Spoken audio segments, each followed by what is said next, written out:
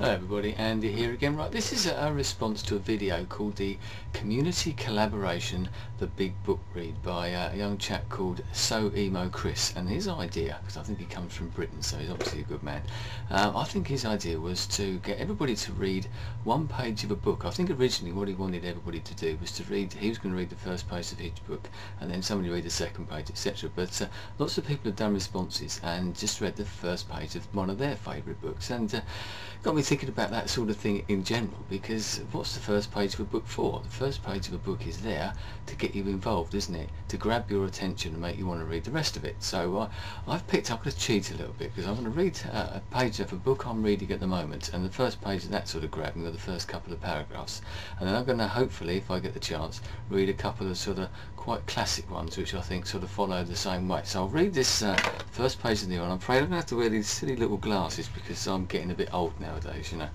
So my eyesight isn't quite what it was. But anyway, here we go. When I was a child and being fractious and contrary and generally behaving badly, my mother used to rebuke me by saying, "One day someone will come and kill me and then you'll be sorry," or "They'll appear out of the blue and whisk me away. How would you like that?"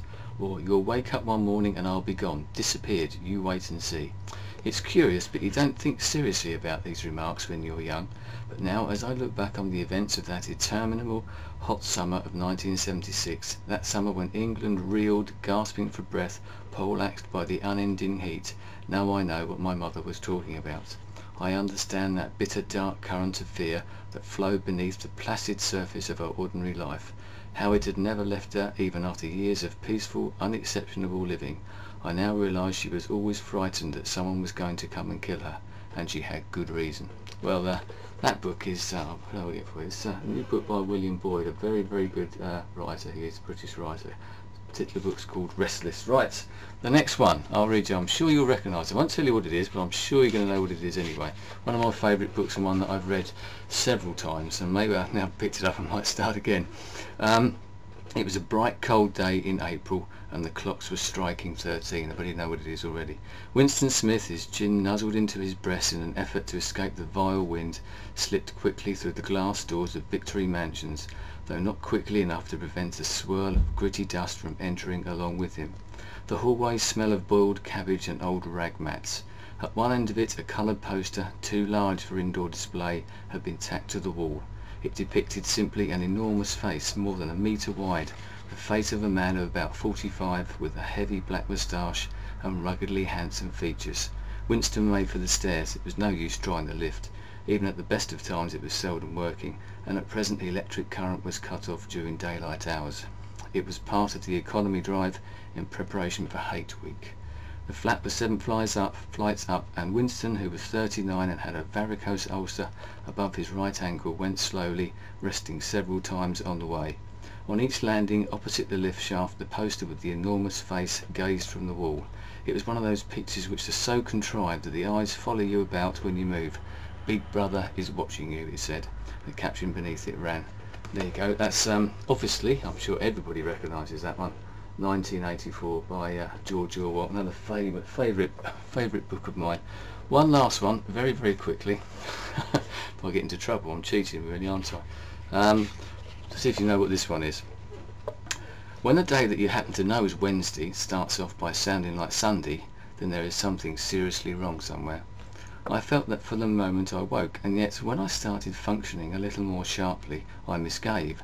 After all, the odds were that it was I who was wrong, and not everyone else, though I did not see how that could be. I went on waiting, tinged with doubt, but presently I had my first bit of objective evidence. A distant clock struck what sounded to me like 8. I listened hard and suspiciously. Soon another clock began, on a loud, decisive note. In a leisurely fashion it gave an indisputable 8, and then I knew things were awry. The way I came to miss the end of the world, well, the end of the world I'd known for close on 30 years, was sheer accident, like a lot of survival when you come to think of it. In the nature of things, a good many somebodies are always in hospital, and the law of averages had picked on me to be one of them a week or so before. It might just as easily have been the week before that, in which case I'd not be writing this now. I'd not be here at all. But chance played it not only that I should be in hospital at that particular time, but that my eyes and indeed my whole head should be wreathed in bandages, and that's why I have to be grateful to whoever orders these averages. At the time, however, I was only peevish, wondering what in thunder went on, for I had been in the place long enough to know that next to matron the clock is the most sacred thing in a hospital. Well, that particular book, in case you don't know what that one is The Day of the Triffids by John Wyndham. And if you've never read anything by John Wyndham, a very, very good author. Anyway, that's enough of that. 3 books, and I've cheated a bit there, but 3, I think, very different but quite striking beginnings to a book. Something, as I said, the whole idea of the first page of a book, grab your attention and get you wanting more, isn't it? And like anything, I suppose, in life, the first bit of music, the first few scenes of a film, isn't it? But we're talking books. Soemochris, well done.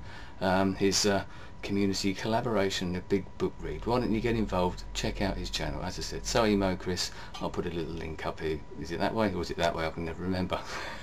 Anyway, thanks for your time. I'll see you again soon. Goodbye.